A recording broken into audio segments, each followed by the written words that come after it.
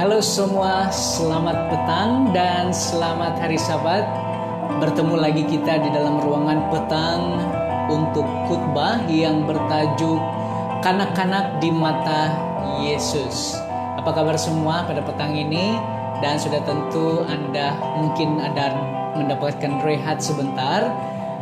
Mungkin juga Anda sedang mengikuti channel yang lain, live siaran langsung yang lain. Dan sementara itu Anda juga sedang menunggu untuk jam 4 di mana kita akan mulai sekali lagi dengan khotbah jam 4 dikhususkan untuk khotbah. Namun seperti biasa ada beberapa gambar yang saya akan kongsikan di mana viewers telah menghantar secara WhatsApp dan juga dari grup-grup yang gereja yang ada khusus di kawasan Manggatal, dan ada juga yang menghantar gambar bukan dalam kawasan Manggatal. Namun kita bersyukur kepada Tuhan oleh karena selama ini kita dapat mengikuti khotbah demi khotbah dan demi khotbah, dan khotbah ini tersimpan di dalam laman Facebook SDA Manggatal, dan Anda bila boleh sahaja kembali dan klik kembali dan lihat kembali dan mendengar kembali khotbah ini. Dan sementara kita menunggu kawan-kawan yang lain, sebentar lagi saya akan tayangkan gambar-gambar yang sudah dikongsikan. Namun sebelum itu Anda boleh share dan teruskan bersama dengan laman siaran langsung ini, Facebook page ini, dan bolehlah kita sama-sama menikmati firman Tuhan yang memberi fokus kepada kanak-kanak di mata Yesus. Dan serba ringkas, apa yang akan kita lihat dalam khotbah ini ialah kita akan lihat sedikit seringkas kehidupan Yesus, dan kita melihat bagaimana Yesus senang dengan kanak-kanak, dan bagaimana kita pula sebagai anggota gereja, sebagai orang-orang yang dewasa seharusnya melayani kanak-kanak. Jadi teruskan share, dan sementara itu saya sebentar lagi akan kongsikan gambar-gambar yang ada, dan saya hanya ingin melihat beberapa individu yang sudah bersama. Puan Rozana daripada Natai saya lihat, Puan Linisia Hilson, hai untuk Anda, dan beberapa lagi viewers yang lain. Dan sementara itu juga saya ingin mengucapkan selamat petang untuk Sabat ini. Dan kalau kita perhatikan sejak daripada PKP, bermulanya PKP ini mungkin kalau saya tidak salah dalam 18 Mac 2 bulan yang lalu, Anda melihat bahwa pelayanan media ini bertumbuh seperti bertumbuh seperti cendawan.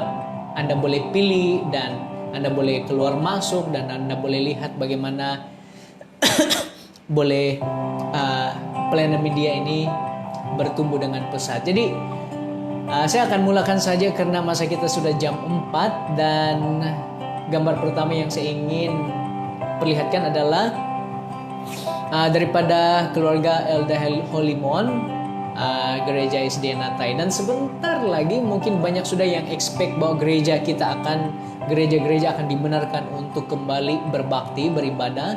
Namun kita masih menunggu. Bagi gereja Seventh Adventist, kita masih mau meneliti bagaimana kebaktian itu boleh dilakukan dalam cara yang terkawal, selamat, dan sekurang-kurangnya kita dapat membantu satu dan dengan yang lain daripada terjangkit atau menyebarkan virus itu. Namun kita tinggalkan virus. Hari-hari kita akan dapat update tentang virus. Apa kata pada petang ini, pada Sabat ini, saya ajak kita untuk tinggalkan semua hal dengan virus. Kita mau fokus kepada Tuhan, fokus dengan firman Tuhan. Oke, Elda Holimon bersama dengan keluarganya, keluarga Puan Rozana Kundahal tadi, dan juga suaminya Saudara Banenus. Jadi mereka dalam rumah mereka di Natai. Jadi terima kasih karena send gambar ini. Kita ada banyak masa, kita boleh pergi satu persatu. Kita lihat keluarga besar, ada beberapa keluarga di sini berdekatan satu dengan yang lain. Keluarga Elder William, keluarga Elder Jaibin, ya, mereka bersama-sama dalam kebaktian tadi pagi dan senang untuk berkongsi dengan kamu semua. Selamat petang dan selamat bersama dalam ruangan ini. Keluarga ini adalah keluarga Puan Dominika dan suaminya bernama Saudara Markus, dan mereka senang untuk bersama-sama jauh di kawasan Telupit. Menyampaikan salam sabat kepada Anda semua. Keluarga Saudara Elda Merlon daripada Lobo, ya, saya lihat mereka ada di sana, walaupun tidak semua mereka, tetapi sekurang-kurangnya kita tahu bahwa sahabat-sahabat kita yang ada sekitar kita ini bersama-sama di dalam kebaktian tadi pagi dan berbakti bersama dengan keluarga. Sesuatu perkara kebaikan bahwa kita perlu berada dalam rumah sewaktu Sabat, mengajar kita erti kebaktian keluarga yang benar-benar memberkati kita. Anak-anak, kalau saya silap, keluarga Saudara Val Dixon daripada Lobo. Oke, mereka bersama dengan pengkhotbah dan penyampai tadi pagi di kaca LED. Daripada Natai, saya ingat-ingat lupa, tapi saya ingat ini daripada Natai dan sedang menceritakan cerita anak-anak. Nah, tadi pagi saya juga melukis. Saya tidak masukkan dalam gambar, tapi saya juga tadi pagi sebelum khotbah jam 11 saya dan keluarga juga ada bersama-sama untuk berbakti, menyanyi dan membawa anak-anak untuk mendengar cerita Alkitab. Oke, keluarga saya, keluarga bapak saya, oke, abang saya dan mereka bersama-sama di rumah di Kota Belud, dan ini pula adik saya. Ya, Saira, silakan, satu keluarga. Oke, keluarga Saudara Jatin, mereka berada di Keliangau dengan istri. Puji Tuhan. Keluarga Saudara Val Dixon, tadi anak-anaknya bergambar di depan siaran, sekarang bersama dengan keluarga. Saudara Khalid bersama dengan keluarga. Saudara Elder Franciscus bersama dengan keluarga sedang berbakti tadi pagi. Puji Tuhan. Keluarga Elder Helsi bersama dengan suami, dan tidak asing lagi, mereka akan selalu hantar gambar setiap Sabat, senang untuk mengungsikan bahwa kita berbakti di rumah dan tenang saja. Jadi keluarga Saudara Julius Menggon, mereka juga dalam posisi yang setiap Sabat dengan pakaian yang sedia untuk bertemu dengan Tuhan di rumah. Alangkah baiknya. Keluarga Saudara Bonar bersama istrinya Elda Maylin, mereka berada di rumah dan tetap berbakti seperti biasa. Tidak ada alasan untuk tidak berbakti. Keluarga Saudara Anthony Chai, harap saya tidak silap, bersama istrinya Felicia Rimin. Anak-anak, puji Tuhan karena mereka juga dapat mengambil gambar bersama-sama dengan keluarga. Oke, seterusnya keluarga Saudara Ketua Kampung Julian dan juga keluarga Saudara Elde Indong bersama dengan seisi keluarga mereka. Mereka ini bukan saja pemimpin gereja tetapi pemimpin masyarakat, dan inilah kesaksian yang harus kita tunjukkan bahwa kita menyembah Tuhan yang luar biasa, yang benar. Daripada keluarga Saudara, macam-macam keluarga di sini nih, lihat anak-anak ada di sana senang untuk bersahabat bersama-sama dengan ibu-ibu dan juga sepupu-sepupu di Kampung Natai. Keluarga Saudara Randy, tidak tahu mereka ini bersahabat dalam kereta mungkin. Tapi dimanapun Anda berada, terima kasih karena gambar ini menunjukkan kepada kita semua bahwa kita satu dalam Tuhan. Keluarga Saudara Elda Jiran daripada Mansiang, mereka juga bersama-sama. Anak Giu, ya, terima kasih karena menghantar gambar ini. Setiap Sabat juga mereka hantar. Keluarga saudara LD Jimmy daripada Pulutan, puji Tuhan karena mereka dapat bersama-sama memberikan gambar ini untuk memberitahu kita bahwa mereka juga rindu berbakti. Keluarga anak-anak Terence daripada Lobo, dan juga Caroline, saudari Caroline, ibu mereka. Keluarga saudara Gumbay, uncle saya sendiri, bersama dengan saya punya Todo yang ini, ya, mama kepada mama saya, jadi mereka senang untuk bersama-sama.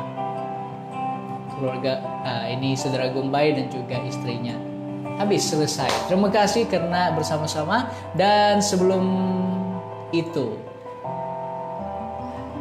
saya akan nyanyikan satu lagu, dan di ujung nanti juga ada satu lagu. Jadi saya akan lihat lagu ini bertajuk Draw Me Close to You, dan sudah tentu mungkin ada di antara kamu yang tahu lagu ini. Draw Me Close to You.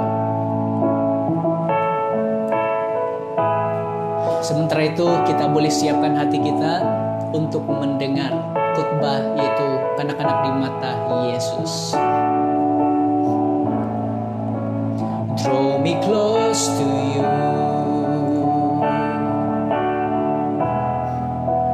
never let me go. I lay it all down again to hear you say that I'm your friend.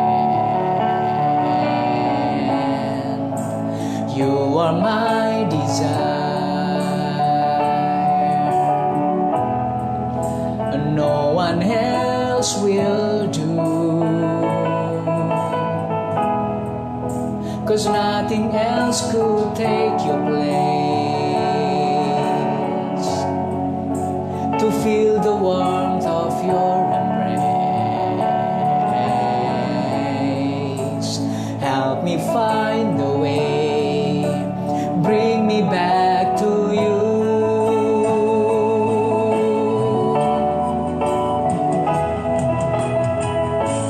You're all I want, Jesus. You're all I ever needed. You're all I want. Help me know you are near.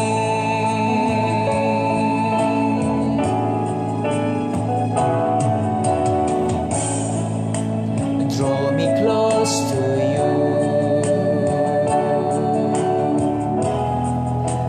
never let me go. I lay it all down again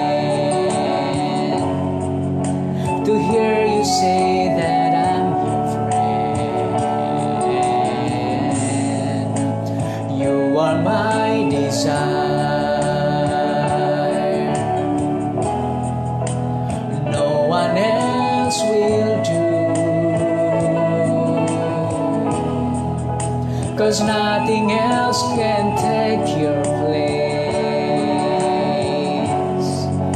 to feel the warmth of your embrace.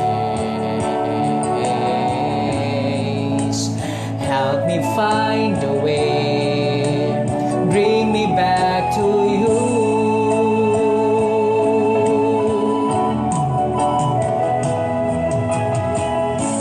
You're all I want, Jesus. You're all I ever needed. You're all I want. Help me know you are near.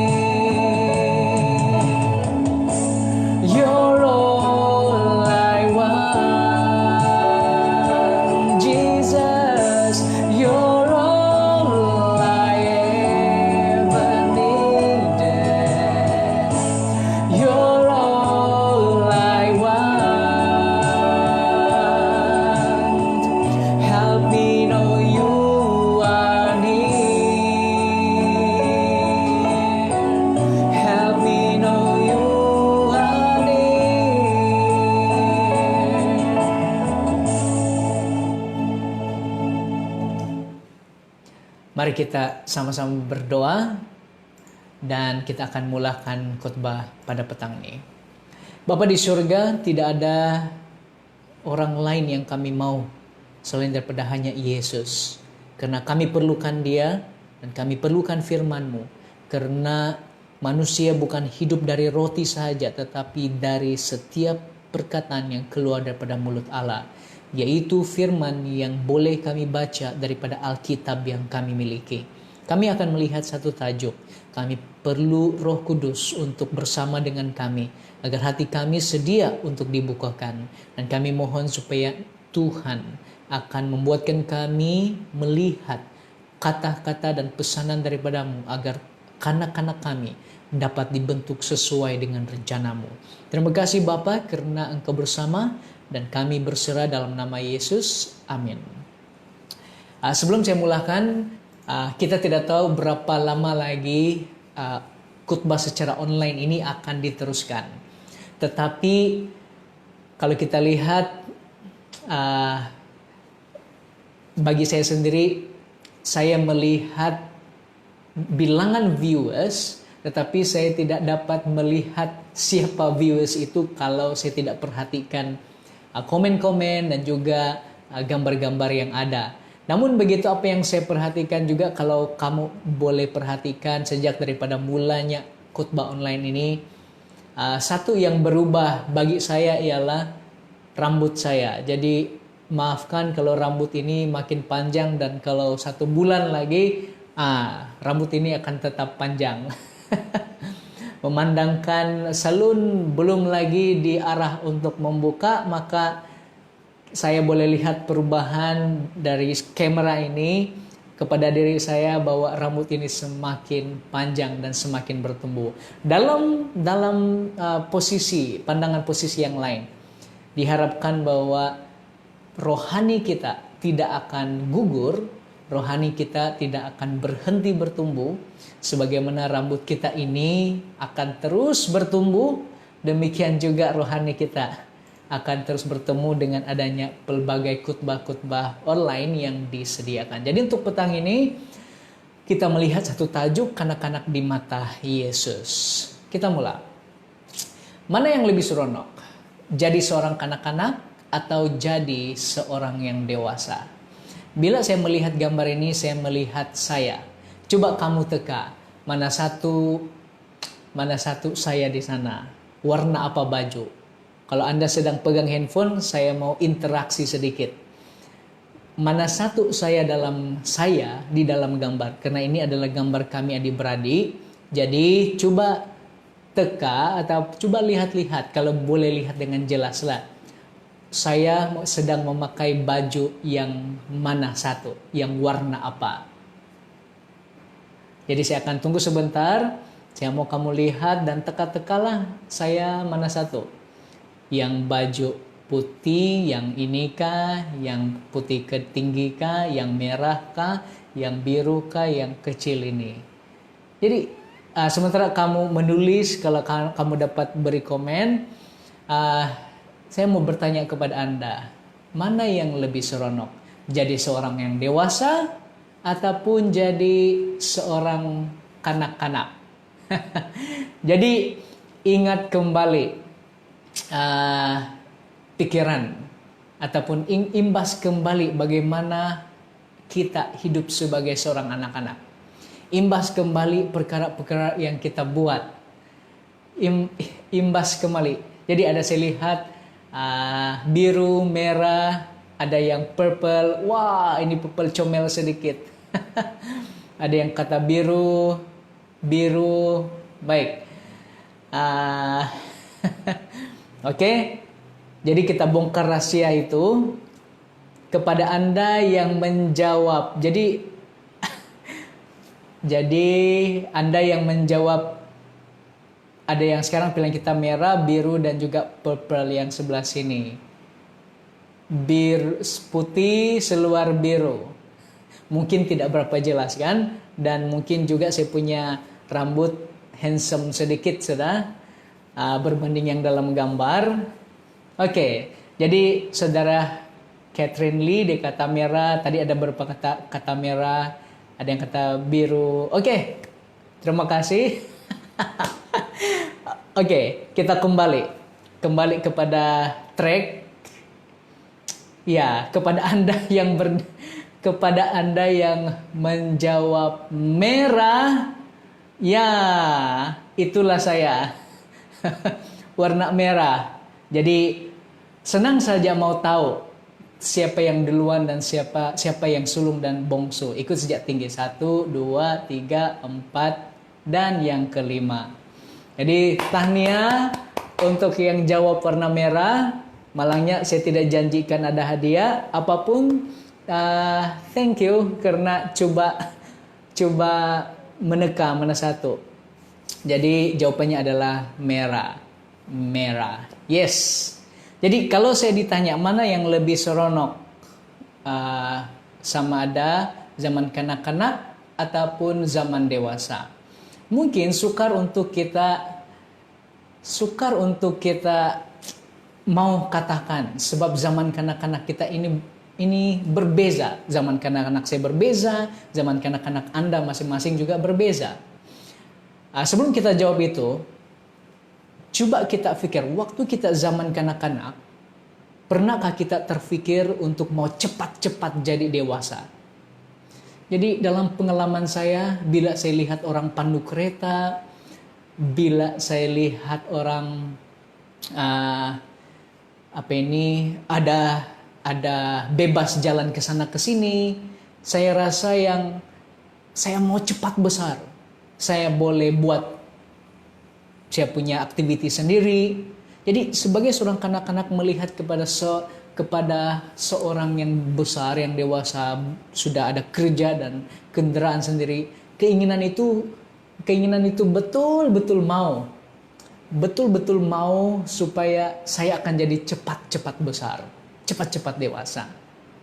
Tapi di sebaliknya, kalau kita tanya, zaman itu ya ada keseronokan sendiri. Kanak-kanak mereka boleh buat apa saja. Tiada apa saja yang mereka mau buat, mereka akan buat tanpa berpikir. Dan kita panggil ini kadang-kadang kita panggil innocent.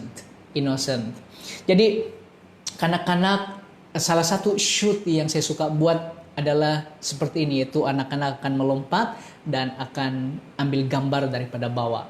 Jadi keseronokan itu dapat dilihat daripada gambar ini saja. Lompatan dan bagaimana riak wajah dan sebagainya dapat dilihat. Dan kanak-kanak itu kenyataannya memang seronok. Tapi bagi saya secara pribadi, saya juga pernah terpikir waktu anak-anak, kalaulah saya sudah besar, saya sudah ada uang sendiri, saya sudah ada kereta sendiri, saya akan buat ini dan itu, ada keinginan untuk menjadi dewasa. Namun sekarang pertanyaan untuk orang dewasa, kamu dan saya adalah, pernahkah Anda terpikir untuk mau kembali ke zaman kanak-kanak? Jadi saya mau lihat respon Anda. Pernah Anda terpikir, sioko waktu kanak-kanak main ini dan mandi sana mandi sini, tidak perlu ada yang ditakuti berbanding kanak-kanak sekarang. Jadi dulu kita mengimbas kembali zaman kanak-kanak, dan kanak-kanak sekarang juga akan berpikir nanti puluhan tahun akan datang yang mereka juga terpikir yang wah sangat bagus, sangat baik ini zaman kanak-kanak. Jadi saya lihat sini, kalau saya zaman kanak-kanak lah paling seronok, bebas stres, kata En Larina. Jadi ya kalau kita lihat kanak-kanak, mereka tidak perlu pikir jam berapa mandi, jam berapa makan, apa yang mau dimakan, jam berapa bangun. Mereka tidak, semua kehidupan mereka bebas stres. Dan bila kita nampak perkara ini, ada keinginan kita sebagai orang dewasa yang mau kembali. Kalaulah zaman kanak-kanak, tapi itu tidak akan pernah kembali. Kenyataannya, zaman itu mempunyai keseronokannya tersendiri. Coba lihat di dalam, Annette William juga mengatakan dia pernah berpikirin kalaulah mau dah jadi kanak-kanak balik, tapi itu tidak akan pernah berlaku. Nah, kalau kita lihat dalam gambar ini, apa yang Anda boleh lihat? Dan kalau kamu nampak tangan itu semua di atas, apa yang kamu nampak? Semua mendongak ke atas dan coba ada sesuatu, mungkin tidak berapa jelas, tapi coba tekalah. Apa yang mereka sedang buat. Dan kalau kita perhatikan semuanya ini bukan kanak-kanak lagi. Ini semua orang-orang besar. Oke.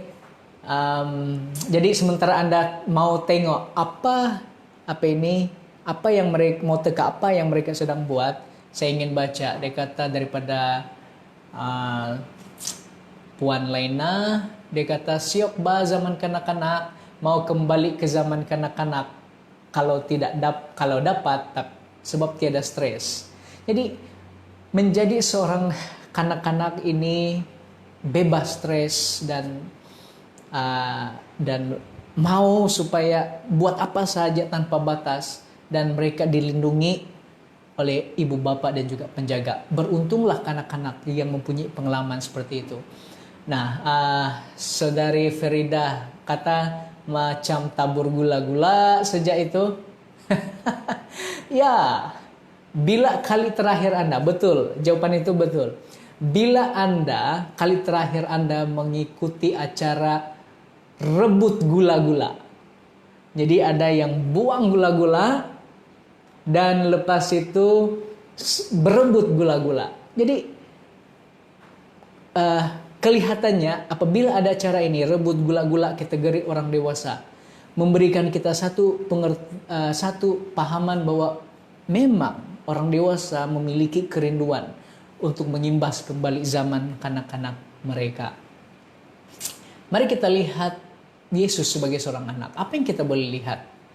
Sangat sedikit cerita mengenai Yesus sebagai seorang kanak-kanak. Dan kebanyakan cerita tentang Yesus adalah sewaktu dia berumur setelah 30 tahun. Dan selebih atau kurang daripada itu kita kurang dan hampir tidak ada catatan di dalam Alkitab tentang bagaimana kehidupan Yesus sebagai seorang kanak-kanak, apa yang dia buat sewaktu di umur 20 tahun dan di antara 20 sampai 30 tahun, dan ya seperti itu. Cuma kita mendapat satu catatan sekurang-kurangnya dalam buku Lukas 2 ayat 41 dan 52 tentang Yesus sebagai seorang anak-anak ketika dia berusia 12 tahun. Dan oleh karena ini adalah very limited tentang Yesus sebagai seorang kanak-kanak, maka sangat penting untuk kita perhatikan, karena apabila ia dicatatkan di dalam Alkitab tentang Yesus dan apatah lagi tentang zaman mungkin kanak-kanak dia, sekurang-kurangnya 12 tahun hari ini masih kanak-kanak, dan pada waktu itu 12 tahun itu masuk kepada remaja, dan demikian juga kita. Namun ia memberi kita gambaran sebagai seorang anak yang masih lagi di bawah jagaan ibu bapa. Jadi daripada Alkitab kita akan lihat itu nanti. Sebelum kita teruskan kepada ayat seterusnya yang terdapat dalam Lukas 22 ayat 41, di mana cerita tentang Yesus bersama dengan ibu bapaknya, saya mau kita melihat dan membaca petikan daripada buku Desire of Ages tentang Yesus. Dia katakan seperti ini: masa kecil dan remaja Yesus dihabiskan di sebuah desa kecil. Tidak ada tempat di bumi yang tidak akan dihormati oleh kehadirannya. Istana raja akan mendapat hak istimewa untuk menerima dia sebagai tetamu. Jadi kalaulah Yesus dilahirkan di istana raja, dia akan mempunyai hak istimewa. Dia akan diterima dan dia akan dihormati. Namun masa kehidupan Yesus sebagai kanak-kanak dan juga remaja, dia habiskan itu di perkampungan yang kecil. Dan dia tidak memilih rumah-rumah kekayaan. Dia kata dia lalu rumah-rumah kekayaan, istana kerabat diraja, dan tempat-tempat belajar yang terkenal seperti kita panggil university hari ini, untuk menjadikan rumahnya di Nazaret, yang dimana Nazaret ini terpencil dan juga hina.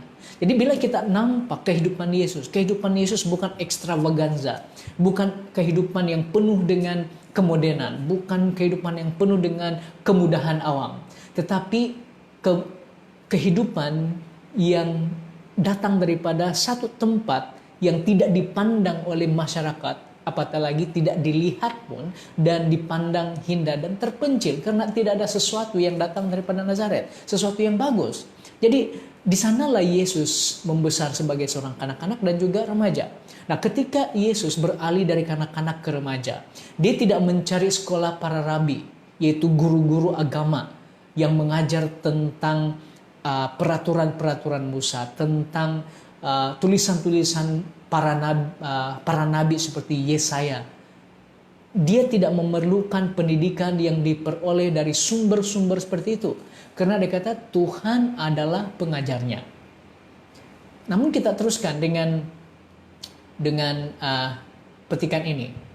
Di bawah latihan para rabi, yaitu guru-guru agama, kekuatan orang-orang muda ditindas. Jadi kita lihat bahwa apabila kanak-kanak ataupun remaja, orang-orang muda berada di bawah latihan para rabi sewaktu zaman Yesus, disebutkan bahwa kemampuan mereka, kekuatan mereka ini suppress, ditindas, dikawal, dikongkong, dibentuk mengikut adat istiadat. Jadi pikiran mereka menjadi sempit dan kecil. Dan ini dibuktikan apabila Yesus sudah memulakan pelayanannya. Mereka mempertikaikan Yesus sebagai seorang yang bekerja pada hari Sabat. Dan mereka mempertikaikan Yesus apabila menyembuhkan orang pada hari Sabat. Mereka juga mempertikaikan murid-murid Yesus yang makan atau memetik bulir gandum pada hari Sabat. Jadi semua ini, dan mereka juga pahaman yang lain, mereka juga mengatakan bahwa orang yang sakit seperti cacat, buta, semua ini dibawa kutukan Tuhan. Dan oleh karena dosa keturunan mereka yang lalu. Jadi mereka bertanya, dosa siapa ini? Dosa dia, anak ini, ataupun dosa bapaknya yang membuatkan anak ini begini. Jadi semua ini menunjukkan betapa sempitnya pikiran dan juga betapa kecilnya kemampuan mereka untuk berpikir, karena demikianlah mereka sudah dilatih. Dan salah satu lagi yang kita pikir adalah mereka tidak akan bergaul dengan orang Samaria, karena mereka mahu lari daripada apa yang disebut sebagai kenajisan, tidak mau dikotori oleh benda-benda yang boleh menajiskan, bukan saja haram tetapi yang najis. Jadi ini menunjukkan kepada kita bahwa Yesus tidak berada di bawah latihan para rabi ini, karena mereka akan mengongkong, mereka akan membentuk menurut pendapat mereka yang sempit dan kecil. Yesus tidak mendapat pengajaran di sekolah-sekolah rumah ibadat.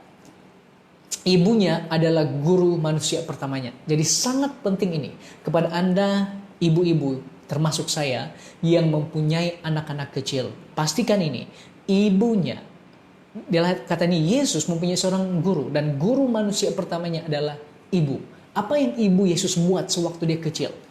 Dari bibirnya dan dari gulungan para nabi, dia belajar tentang perkara-perkara surgawi. Jadi ibunya ini mengajar Yesus dari mulutnya sendiri tentang perkara-perkara surgawi yang dia baca daripada kitab-kitab para nabi seperti buku Yesaya. Dan kata-kata yang dia sendiri, dan kita tahu bahwa Yesus ini adalah inkarnasi. Dia adalah Tuhan, dia mengambil tempat manusia, mengambil tubuh manusia yang boleh merasai kesakitan. Dan daripada itu, dia yang Tuhan telah meninggalkan taktahnya di surga. Dan kita tahu bahwa Tuhanlah juga yang telah memberikan kata-kata pengajaran kepada Musa. Jadi pada kali ini sewaktu Yesus turun ke bumi dalam bentuk manusia, daripada ibunya sendiri, sekarang dia mendengar segala kata-kata yang dia sudah sendiri katakan kepada Musa sewaktu di Israel. Dan sekarang ibu itu mempunyai tanggung jawab yang besar, memastikan supaya Yesus mendapat pengajaran ini daripada kitab para nabi. Jadi keperluan seorang ibu untuk mengajar anak-anak mereka tentang hal-hal surgawi adalah sangat penting. Jangan abaikan peranan ini, wahai ibu-ibu, dan sudah tentu wahai bapak-bapak. Biarlah kita akan menjadi guru yang pertama kepada anak-anak kita. Bukan saja guru mengenai pendidikan tetapi terlebih kepada guru tentang hal-hal surgawi. Bercakaplah dengan anak-anak tentang hal-hal surgawi selagi mereka mau mendengar, dalam terutama mereka yang masih dalam asuhan kita. Nah, kita kembali kepada Lukas 2:41-52. Nah, kita nampak bahwa sewaktu Yesus telah berumur 12 tahun. Kita mulai di sini. Yesus dan orang tuanya pergi ke Yerusalem. Ini ringkasan. Anda boleh baca ini dalam Lukas 2:41-52.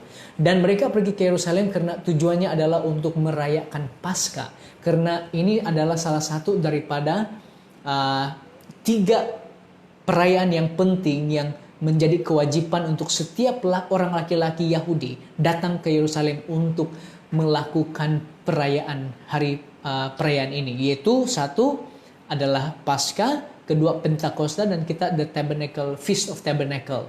Jadi 3 ini sangat penting dan sekurangnya 3 kali setahun di mana orang-orang lelaki Yahudi akan pergi ke Yerusalem dan merayakan hari-hari perayaan ini. Namun yang paling besar antara 3 ini adalah ini, merayakan Paskah. Jadi Yesus sekarang bersama dengan orang tuanya pergi ke Yerusalem. Dan ini adalah pertama kali Yesus datang ke sana sebagai seorang yang akan beralih daripada anak-anak kepada remaja, orang muda. Dan dia sudah berumur 12 tahun ketika itu. Dan peralihan itu bermula daripada dia genap 11 sampai 12 tahun. Inilah 12 tahun itu bagi mereka. Jadi peralihan ini Yesus datang ke sana melihat bagaimana perayaan Paskah itu dilakukan. Nah, apa yang saya ingin tunjukkan di sini adalah ini adalah pertama kali.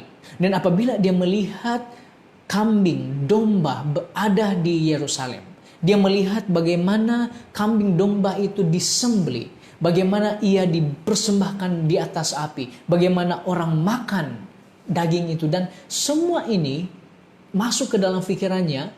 Dan dalam pikirannya ini dia melihat, bayangkan semua ajaran yang sudah diajarkan oleh ibunya tentang Mesias yang akan datang, tentang keturunan Daud yang akan menjadi Mesias, bermain dalam pikirannya.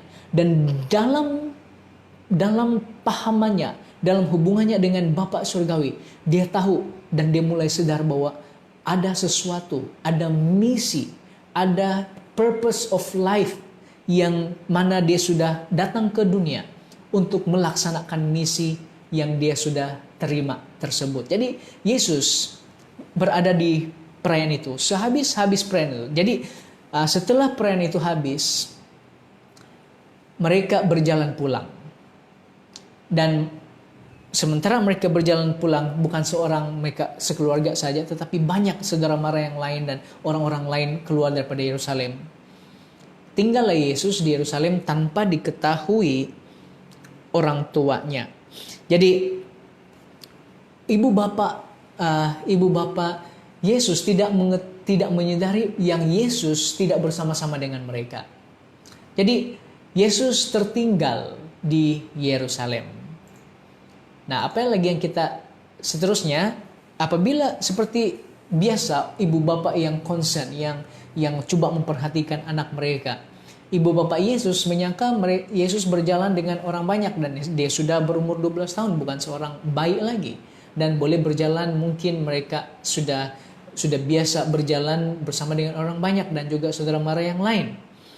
Tetapi bila mereka mencari, mereka tidak temukan Yesus. Dan di dalam ayat 45 dikata, karena mereka tidak menemukan dia, kembalilah mereka ke Yerusalem sambil mencari dia. Mereka mencari di sana, dan setelah 3 hari barulah mereka menemukan Yesus. Dan Yesus di mana? Yesus berada di dalam bait suci, di antara guru agama, dan sambil mendengar dan mengajukan pertanyaan kepada mereka. Ini sangat menarik sebab Yesus tidak pulang bersama dengan ibu bapanya. Karena di bait suci itu ada ruangan yang akan kita baca nanti, bahwa ruangan di mana rabi-rabi ataupun guru-guru agama yang terkenal, yang utama akan mengajar mereka yang datang kepada mereka, orang-orang yang datang kepada mereka. Jadi ada kelas, macam kelas. Jadi di sana juga dia duduk. Dan apa yang disebut oleh kitab di sini adalah dia mendengar dan dia bertanya. Inilah yang Yesus buat. Dia mendengar daripada rabi-rabi itu dan dia bertanya. Mari kita baca apa yang ditulis dalam Desire of Ages tentang apa yang berlaku di sewaktu Yesus ada di sana. Pada hari itu, sebuah ruangan yang terhubung dengan bait suci dihaskan untuk sekolah suci, sacred school, mengikuti cara sekolah para nabi-nabi. Jadi mereka masih retain, masih kekalkan sekolah ini untuk mengajar orang-orang untuk mengerti tentang kitab suci. Di sana, di sini para rabi utama beserta murid-murid mereka berkumpul. Dan kesitulah Yesus datang. Dengan duduk di kaki orang-orang berpengaruh dan terpelajar, dia mendengarkan pengajaran mereka. Jadi Yesus duduk dan dia mendengar rabi ini, guru-guru utama ini yang dihormati, sedang mengajarkan pengajaran mereka. Dan apa yang dilakukan oleh Yesus sebagai seorang yang mencari kebijaksanaan, hikmat. Yesus bertanya. Dia bertanya kepada para guru ini. Dan apa yang ditanya adalah mengenai nubuatan-nubuatan dan peristiwa-peristiwa yang terjadi yang menunjukkan kedatangan Mesias. Jadi kita boleh bayangkan bahwa Yesus umurnya 12 tahun dibandingkan dengan rabi, para guru dan murid-murid yang lain yang jauh lebih dewasa daripada dia. Sedang duduk dan sedang mendengar. Dan dia sedang bertanya tentang nubuatan-nubuatan daripada kitab para nabi dalam perjanjian lama. Dan juga tanda-tanda peristiwa yang mengarahkan mereka kepada kedatangan Mesias. Seorang yang diutus. Mesias. Padahal Yesus sendiri itu adalah Mesias. Jadi dia bertanya. Yesus dalam pertanyaannya memperlihatkan dirinya sebagai orang yang haus akan pengetahuan tentang Tuhan. Soalan-soalannya menunjukkan kebenaran yang mendalam yang telah lama dikaburkan, namun yang penting untuk keselamatan jiwa. Sambil menunjukkan betapa sempit dan ceteknya kebijaksanaan orang-orang bijak, setiap pertanyaan meletakkan pelajaran ilahi di hadapan mereka dan meletakkan kebenaran dalam aspek yang baru. Jadi di sini saya mau tekankan sedikit tentang kitab suci, tentang Alkitab. Yesus datang ke sana, dia mendengar bagaimana mereka menjelaskan peristiwa-peristiwa, nubuatan-nubuatan tentang akan datangnya Mesias. Dan sementara dia mendengar, dia bertanya. Dan pertanyaan-pertanyaannya ini menimbulkan kembali kebenaran yang seharusnya didengar oleh orang-orang untuk keselamatan jiwa. Di mana melalui pengajaran rabi ini, mereka mengajar hanya sekadar to know, sebagai information, sebagai penurutan, dan tidak mempunyai aspek di mana itu akan menyelamatkan jiwa. Jadi Yesus datang bersama dengan mereka, dia bertanya, dan kelihatannya bahwa soalan-soalan yang dia berikan mengarahkan para rabi kepada aspek yang penting, yaitu bagaimana nubuatan ini, peristiwa ini akan membuatkan orang berpengharapan dan terbuka kepada keselamatan. Dalam masa yang sama, kita sebagai orang dewasa, kita mau supaya anak-anak kita mengerti Alkitab. Kita mau supaya anak-anak kita boleh menghafal Alkitab. Kita mau anak-anak kita supaya boleh mengulangi cerita ayat Alkitab. Boleh menjawab kuis-kuis Alkitab. Tetapi kalau Yesus ada di sini, dia akan menegur kita. Tegurannya adalah bagaimana semua pengetahuan ini boleh membangkitkan hati seorang atau hati kanak-kanak, sehingga mereka membuat keputusan untuk menerima Yesus sebagai juru selamat. Pengetahuan akan kekal sebagai pengetahuan. Pengetahuan yang tidak tidak akan menusuk hati, pengetahuan tentang Tuhan yang tidak menyelamatkan jiwa adalah sia-sia.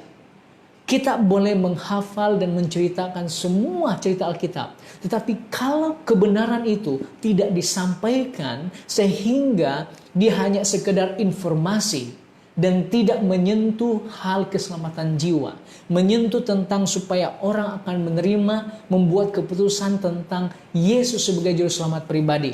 Kalau anak-anak kita tidak diajar untuk mengerti mengenai kebenaran Alkitab ini, cerita-cerita Alkitab, apa saja, Nuh kah, Simpson kah, Abraham kah, apa saja cerita dalam Alkitab, Zekius, dia harus mengarahkan anak-anak kepada bagaimana mereka mempunyai keselamatan jiwa apabila mendengar cerita itu. Bagaimana Yesus dapat diketengahkan di dalam cerita yang kita presentasikan, kita sampaikan. Jadi apa yang hilang daripada pengajaran Rabi adalah mengenai kebenaran yang akan membawa kepada keselamatan. Mereka ajarkan peraturan, hukum-hukum Taurat, hukum-hukum Musa, apa yang boleh dan tidak boleh untuk penurutan. Tetapi ini tidak membangkitkan, bagi Yesus tidak membangkitkan keselamatan, pengharapan bahwa Mesias akan datang, menunjukkan mereka kepada kebenaran di mana adanya pengharapan apabila Mesias datang. Dia lebih kepada penurutan perbuatan yang mengatakan saya mampu lakukan ini dan saya boleh diselamatkan dengan sifat saya sendiri. Jadi ini yang Yesus perkatakan sewaktu dia berumur 12 tahun. Nah, para rabi berbicara tentang kenaikan ketinggian yang indah yang akan dibawa kedatangan Mesias kepada bangsa Yahudi. Dalam maksud yang lain adalah mereka berbicara mengharapkan kalau Mesias datang, penjajah ini ataupun kuasa asing ini yaitu Roma akan dimusnahkan, akan diusir daripada Yerusalem, diusir daripada tanah Israel. Orang Yahudi, kerajaan Yahudi akan bangkit kembali, akan berkembang kembali sebagaimana kegemilangan masa Raja Daud. Jadi ini yang mereka nantikan dan harapkan tentang Mesias yang akan datang. Tetapi bila Yesus bersama dengan mereka, Yesus yang pada usia 12 tahun menyampaikan nubuatan Yesaya tentang Mesias dan bertanya kepada mereka makna suci, tulisan suci ini yang di mana dalam tulisan Yesaya menunjukkan bahwa Mesias ini, anak domba Tuhan ini akan menderita dan akan mati. Dia ingin bertanya, apa maksud ini? Jadi inilah yang tidak dapat dijelaskan dan tidak dapat dibicarakan oleh para rabi karena mereka lebih mengutamakan kemegahan dalam memenangi ataupun mengatasi kuasa asing, itu kuasa Roma pada waktu itu. Jadi Yesus yang berumur 12 tahun sebagai seorang anak, dia bertanya kepada orang yang jauh lebih dewasa daripada dia. Dia membentangkan kebenaran yang seharusnya didengar oleh rakyat biasa pada waktu itu. Membentangkan kebenaran yang boleh difahami oleh seorang anak-anak sekalipun. Jadi kalau kita bertanya hari ini, kalau kita mau mengambil pelajaran daripada buku Wahyu, bagaimana kita boleh buat buku Wahyu itu dimengerti oleh seorang anak-anak? Apakah kita menunggu anak-anak itu berusia 20-30 tahun baru kita mulai mengajar buku Wahyu? Jadi apa yang saya ingin tunjukkan sini juga adalah Yesus membuatkan nubuatan tentang Mesias di buku Yesaya boleh difahami oleh seorang anak-anak sekalipun karena dia pada usia 12 tahun sudah boleh menjelaskan bagaimana Mesias datang, bagaimana keselamatan itu akan datang kepada bangsa Yahudi, khususnya orang-orang Israel. Lihat perkembangan Yesus, bagaimana dia berkembang secara rohani karena ajaran seorang ibu. Dan semua orang yang mendengar, apa yang berlaku? Dan semua orang yang mendengar dia sangat heran akan kecerdasannya dan segala jawab yang diberikannya. Karena kita sudah baca tadi, Guru pertamanya adalah ibu, tetapi guru utamanya adalah Tuhan. Inilah kunci kepada kebijaksanaan ataupun kecerdasan yang dimiliki oleh Yesus pada usia 12 tahun. Dan mungkin ada yang menganggap, Yesus itu Yesus, dia Tuhan. Kita tidak boleh capai seperti dia. Tetapi tujuan Yesus datang ke bumi, ke dunia adalah supaya menunjukkan kepada kita dia di dalam keadaan tubuh manusia yang boleh merasakan kelemahan, kelaparan, kesedihan, apa yang dirasakan oleh manusia berdosa, dia rasakan. Cuma dia tidak berdosa. Dengan menangnya Yesus melawan pencobaan, dengan mampunya Yesus mempunyai kecerdasan meskipun dalam usia 12 tahun, menunjukkan pada kita bahwa anak-anak boleh memiliki, kita boleh memiliki kefahaman seperti mana yang Yesus miliki. Lalu ibu Yesus yang menemukan dia di dalam ruangan itu mengatakan, anak, mengapa engkau berbuat demikian terhadap kami? Bapakmu dan aku sangat cemas atau dengan cemas mencari engkau. Jadi memang sudah menjadi tabiat ataupun normal bagi ibu bapak menjadi cemas apabila mendapati anak-anak mereka tidak ada dalam lingkungan jagaan mereka. Jadi apabila dia melihat Yesus bersama di sana dan menegur dia, kenapa kau berbuat demikian? Kenapa engkau tidak jalan bersama dengan kami? Kau buat kami cemas. Apa jawab Yesus? Yesus mengatakan kepada ibunya, kenapa kamu mencari aku? Tidakkah kamu tahu bahwa aku harus berada dalam rumah Bapakku? Nah, rumah Bapakku yang dia maksudkan adalah itu bait suci. Nah, ada beberapa elemen dalam jawaban Yesus ini. Yesus bertanya, kenapa kamu mencari aku? Dalam maksud yang lain, di mana tempat lain yang kamu boleh cari aku? Kenapa kamu cemas?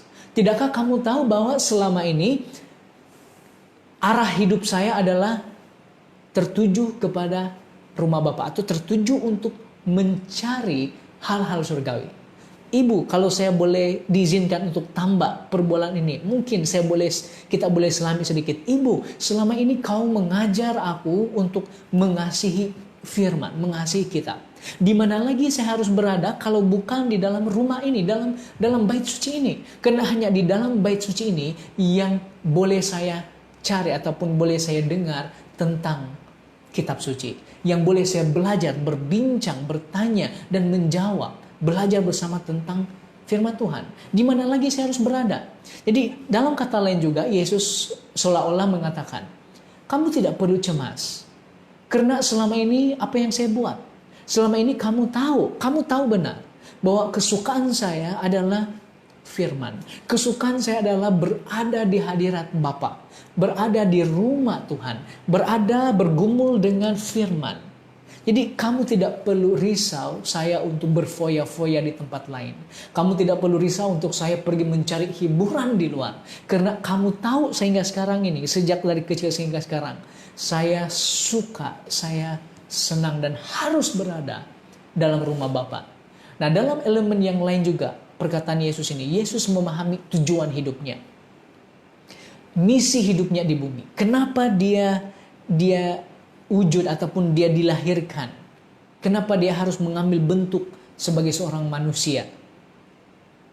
Dan kenapa dia harus menghadapi suka duka, keperitan hidup sebagai seorang manusia. Dia tahu, dia pada usia 12 tahun dia faham, dia punya misi. Misinya sebagai seorang Mesias. Jadi Yesus memahami akan perkara ini. Namun, ibu bapak Yesus tidak mengerti.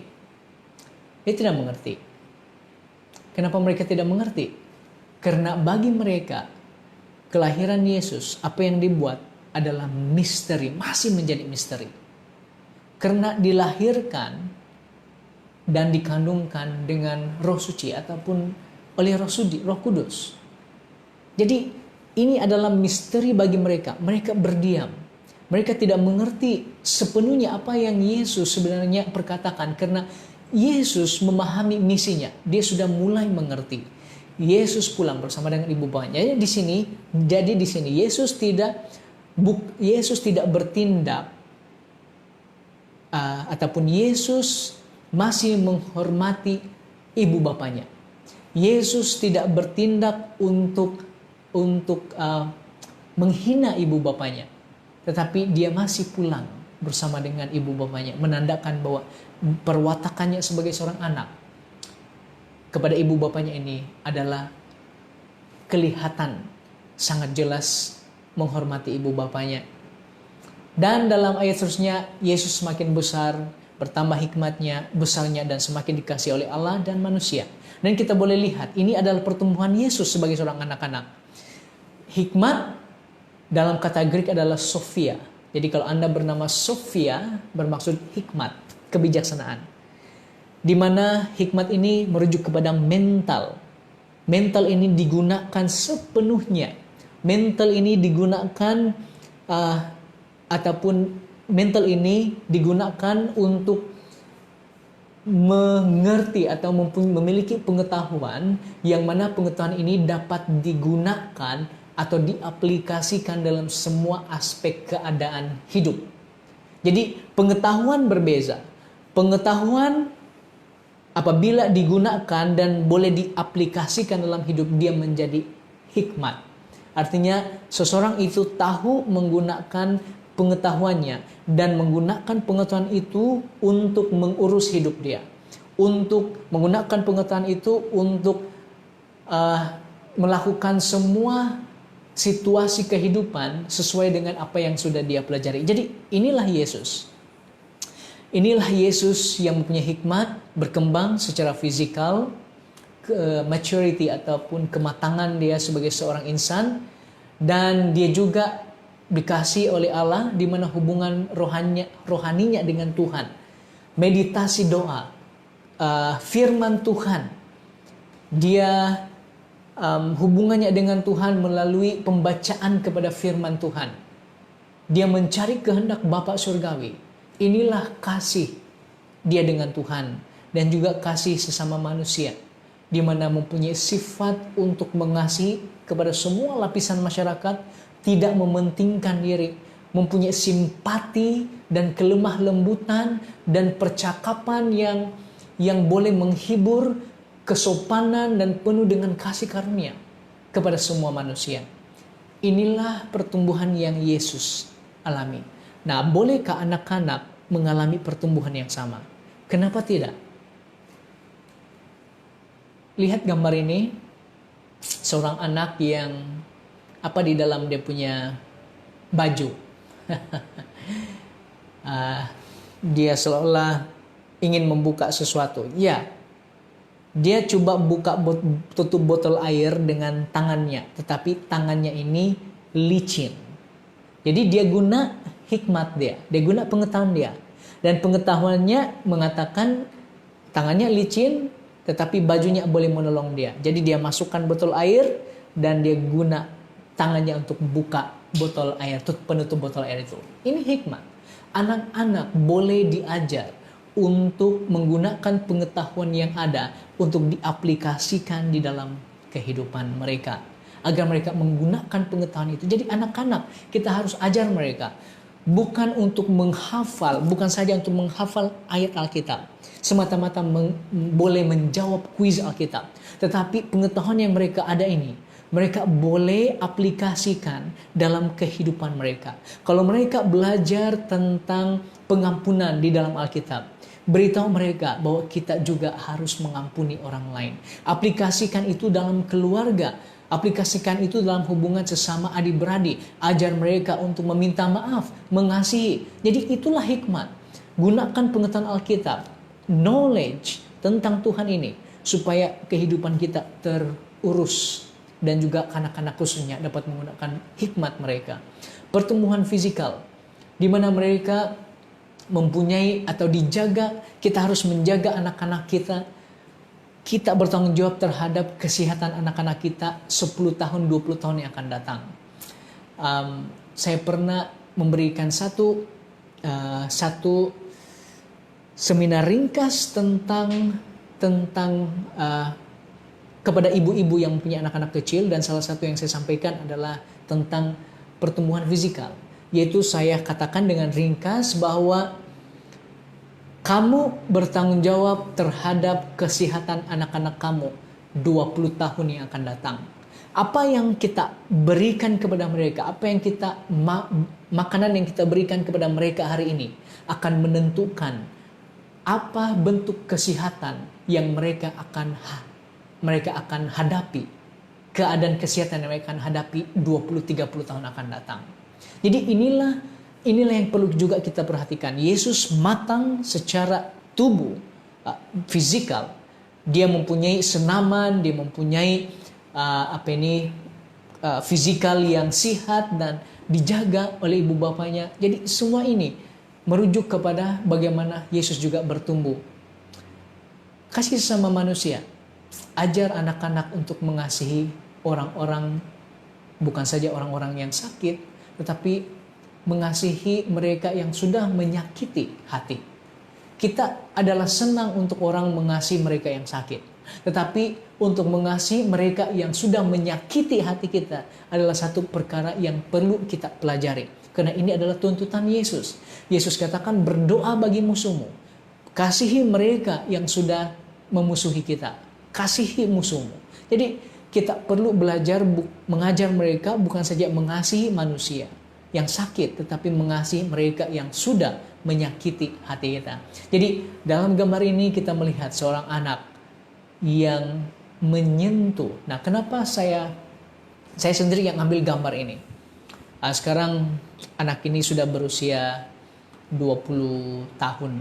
Yes, mungkin 20 tahun ya, atau 19 tahun. Oke.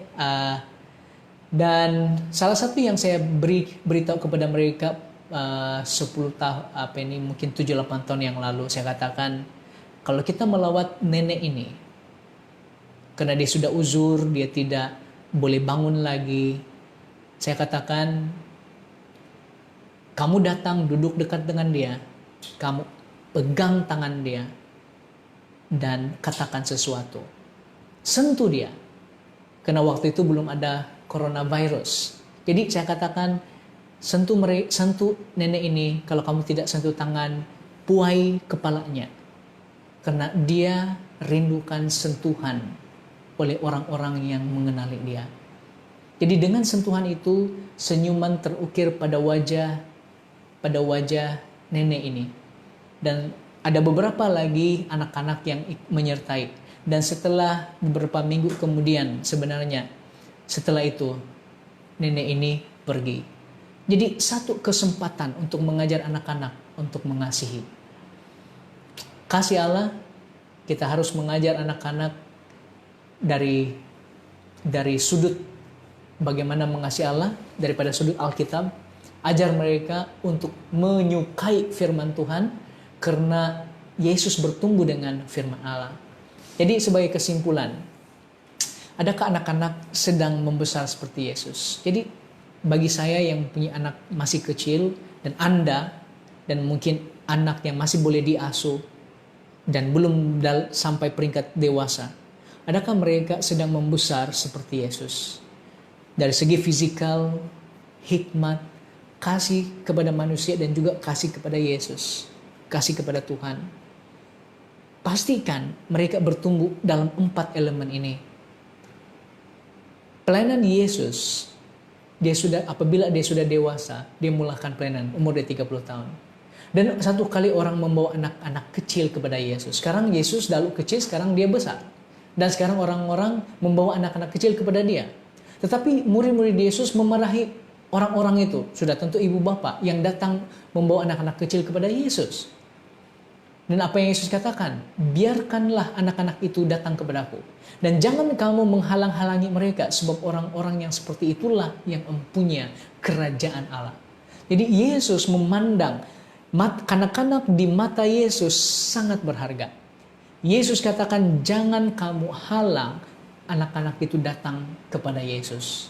Karena mereka inilah yang sebenarnya akan memiliki kerajaan Allah. Kenapa? Kita akan tahu itu nanti.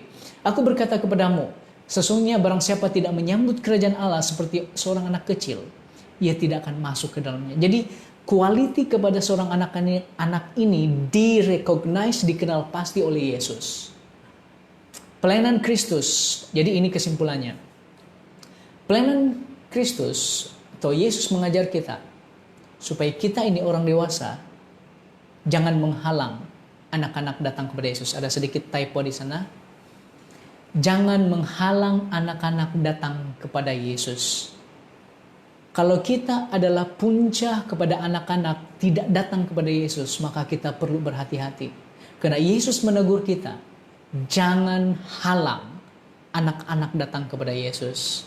Ya, kita mempunyai isu karena kalau gereja kita dibenarkan nanti, walaupun sudah ada sekarang dibuka kembali, tetapi ada syaratnya. Tidak boleh dibenarkan anak-anak 12 tahun ke bawah untuk bersama-sama dalam kebaktian gereja. Maksudnya tidak ada lagi kelas anak-anak. Jadi ini menjadi cabaran yang besar kepada kita. Bagaimana membawa anak-anak datang kepada Yesus untuk sementara waktu. Dalam masa yang sama juga, Yesus mengajar kita bahwa setiap orang, termasuk anak-anak, berharga di mata Yesus. Jadi Yesus bahkan mengatakan kalau kamu tidak seperti anak-anak kecil ini menyambut aku, kamu tidak akan masuk. Kamu tidak akan memiliki kerajaan Allah. Kenapa? Sifat anak-anak ini terbuka. Tadi disebutkan bebas stres. Mereka akan terima sahaja dengan gembira sesuatu yang datang kepada mereka. Tanpa memikirkan bahaya dan sebagainya. Mereka senang dan gembira menerima. Kalau kita tidak menerima seperti seorang anak-anak, maka kita akan terlepas kerajaan surga. Kita juga diajar oleh Yesus untuk mempunyai sifat seperti anak-anak, yaitu percaya, kerelaan untuk bergantung dan menerima daripada orang lain. Jadi orang dewasa malu untuk meminta pertolongan. Merasa bersalah untuk meminta pertolongan. Merasa tertekan merasa hina kalau mereka meminta pertolongan. Kanak-kanak tidak. Mereka rela untuk bergantung kepada orang yang lebih besar. Dan apa yang dimaksudkan di sini adalah kita dengan Tuhan.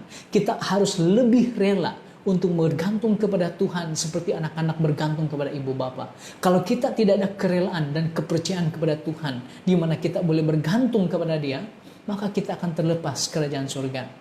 Jadi untuk yang terakhir, cabaran. Untuk semua kita, apakah gereja kita sekarang sedang membantu anak-anak bertumbuh dari segi fisikal, mental, dan rohani? Kita ada cabaran yang besar sekarang ini, yaitu anak-anak tidak lagi dibenarkan untuk berada dalam gereja kebaktian Sabat umur 12 tahun dan ke bawah. Demikian juga yang sudah lanjut usia, yang warga emas, lanjut usia 70 tahun dan ke atas. Jadi kita mempunyai cabaran sekarang yang lebih besar untuk mendidik anak-anak kita untuk bertumbuh secara rohani. Jadi apa yang kita boleh buat? Satu yang kita boleh buat adalah ibu atau bapak adalah guru pertama dalam rumah tangga. Guru pertama bagi anak-anak untuk mengenal, mengerti, dan menyukai firman Tuhan. Dan di mata Yesus, anak-anak ini sangat berharga. Dan anak-anak adalah pemberian warisan daripada Tuhan. Dia berikan kepada keluarga. Tanggung jawab diletakkan pada ibu bapa. Dan ibu bapa akan ditanya kembali, mana anak-anakmu? Apa yang kau sudah buat dengan harta pemberian yang aku sudah berikan kepadamu? Jadi bagi kita yang ada anak-anak masih kecil, kita masih punya kesempatan. Bagi Anda yang besar, anak-anak yang sudah besar, buat rumah tangga sendiri dan pilihan sendiri. Kita hanya doakan kepada mereka, bagi mereka, supaya mereka tetap bertumbuh. Jadi saudara-saudari, terima kasih. Karena kita memahami sekarang bahwa anak-anak yang kita ada di tangan kita ini sangat beruntung karena kita mendengar bahwa kita adalah mempunyai peranan terhadap mereka. Tapi ada ribuan bahkan ratusan ribu anak-anak hari ini yang tidak mempunyai kesempatan dan peluang yang baik seperti mereka. Mereka ditindas, ada anak-anak yang didagangkan, ada anak-anak yang dibuang, ada anak-anak yang berada di rumah yatim piatu, ada anak-anak yang tidak mempunyai ibu bapa dan berjalan-jalan sebagai orang gelandangan, ada anak-anak yang tidak punya makanan dan tidak mempunyai tempat tinggal yang baik, persekitaran yang baik, ada anak-anak yang diasuh untuk menjadi seorang yang jahat, ada anak-anak yang diasuh untuk menjadi seorang pengganas, ada anak-anak yang diasuh supaya dia akan melakukan perbuatan-perbuatan yang bertentangan dengan Alkitab. Jadi mereka ini adalah anak-anak yang perlu kita doakan. Namun walaupun kita akan doakan kepada mereka, tetapi di tangan kita adalah anak-anak yang sudah dipertanggungjawabkan kepada kita. Apa yang boleh kita buat di dalam gereja telah dipertanggungjawabkan kepada kita untuk menjaga mereka, mengasuh mereka agar membesar hikmat fisikal, kasih kepada Allah dan kasih kepada manusia, supaya mereka akan mengenal juru selamat mereka. Sangat sedih untuk mendengar penganiayaan, penderaan, pemerdagangan, dan eksploitasi kanak-kanak, seksual dan sebagainya. Kita perlu doakan, bawa ini dalam doa, karena mereka adalah anak-anak yang berharga di mata Tuhan. Dan kalau ada anak-anak yang terdera, atau kita mendera anak-anak kita secara buta, ataupun kita tidak sadar kita sedang mendera mereka, hentikan. Kalau kita sudah pernah mendera mereka dengan kata-kata, pastikan kita fix, kita kembalikan hubungan kasih itu dengan mereka. Karena Tuhan sangat serius dengan perkataan, kalau kita menjadi penghalang kepada anak-anak, jangan kita menjadi penghalang kepada anak-anak kita untuk mengenal siapa Yesus Kristus. Dan satu lagi yang terakhir, anak-anak akan melihat kita. Dan kita adalah role model. Bagaimana kita hidup, bagaimana kita bercakap, bertindak, dan buat pilihan. Semuanya mereka akan copy and paste. Dan dengan role model ini, kita sebagai role model yang percaya kepada Tuhan, maka kita perlu tunjukkan bahwa kita adalah ibu, bapak, orang tua yang suka kepada Alkitab, yang berdoa, yang membawa anak-anak keluarga untuk bersatu dalam Tuhan. Dan di mata Yesus, anak-anak adalah berharga. Dan tahniah, puji Tuhan, kalau kita mengerti akan hal ini, kalau kita masih belajar akan hal ini, kita berdoa dengan sesungguhnya supaya Tuhan akan mengajar kita untuk lebih mengasihi anak-anak, lebih berlembut kepada anak-anak, lebih rela untuk memberikan masa supaya mereka mengenal siapa Yesus. Terima kasih saudara-saudari, Tuhan memberkati kita. Maka marilah kita mengambil cabaran ini supaya kita mendidik anak-anak kita dan juga anak-anak anggota kita yang lain. Tuhan memberkati. Mari kita berdoa. Bapa di surga, di mata Yesus, anak-anak adalah berharga. Dia sangat serius untuk menegur kami dan memberitahu kami bahwa kami jangan menjadi penghalang kepada anak-anak yang mau datang kepada Yesus. Bapa, kami tidak sadar, mungkin kami sudah menyakiti hati banyak anak-anak. Kami sudah berkata kasar, kami mungkin sudah salah mendidik dalam apa yang kami tahu. Kami mungkin juga sudah menjadi teladan yang tidak baik. Ampuni kami ya Tuhan. Namun setelah pelajaran ini kami mau supaya Engkau akan membuatkan kami lebih mengasihi, lebih bersabar, lebih banyak berdoa, lebih melihat bahwa anak-anak adalah calon surgawi, dan mengetahui bahwa hanya karena Yesus Kristus yang hidup dalam kami dapat berubah. Kami juga berdoa untuk semua kanak-kanak di seluruh dunia, karena mereka ada di antara mereka yang diasuh dalam keluarga yang mendera, diasuh dalam keluarga yang mempunyai pengaruh yang negatif, diasuh dan dieksploitasikan, didagangkan, dianiaya, bahkan dibunuh. Kami sedih melihat dan mendengar berita-berita seperti ini, tetapi kami tahu tangan Tuhan akan dapat melindungi mereka. Bapa, terima kasih karena Engkau mendengar kami, Engkau sudah bersama kami dalam khotbah ini. Dalam nama Yesus kami serahkan hidup kami. Amin. Seperti mana yang saya sudah katakan, terima kasih, kita akan berjumpa pada bila-bila masa dan sudah tentu pada minggu depan. Saya akan nyanyikan satu lagu, dan lagu ini tidak ada kaitan dengan anak-anak, tetapi dia memberitahukan kepada kita bahwa apabila kita berserah kepada Tuhan Yesus, dan dalam cerita ini tentang seorang yang menyentuh jubah Yesus, dia akan ubahkan hidup kita. Kalau kita ibu bapak orang tua yang perlukan perubahan dalam cara mendidik anak dan lebih mengasihi dan lebih rela untuk meluangkan masa kepada anak-anak. Lagu ini dapat membawa kita untuk mengerti bagaimana Yesus boleh mengubah kita.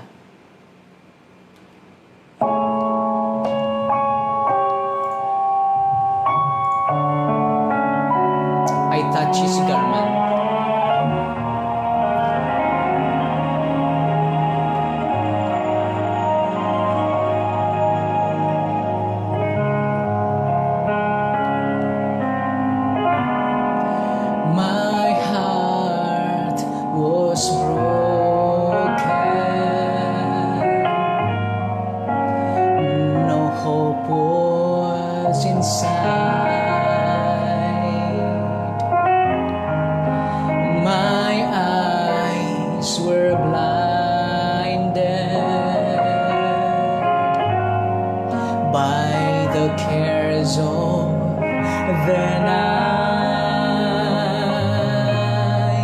But just as the morning, he was there with new light, and he touched me with mercy, and I started to cry.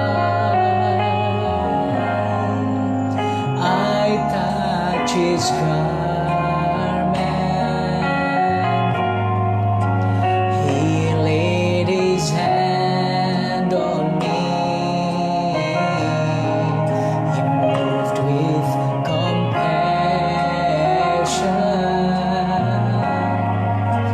I was set free, and once I he made my life complete. When I touch his garment, Jesus touched me. Press through the crowd, Jesus is here. Don't turn away now. He'll calm all your fears. Just reach out to Jesus as he passes by, and once you touch him, this will be your heart's cry. I touch his garment,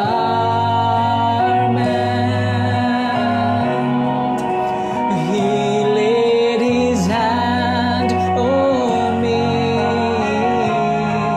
he moved with compassion, I was set free, and once I touch him, he made my life complete. When I touch his garment, Jesus touched me. Oh, and once I touch him, he made my life complete. When I touch his garment, Jesus touched me.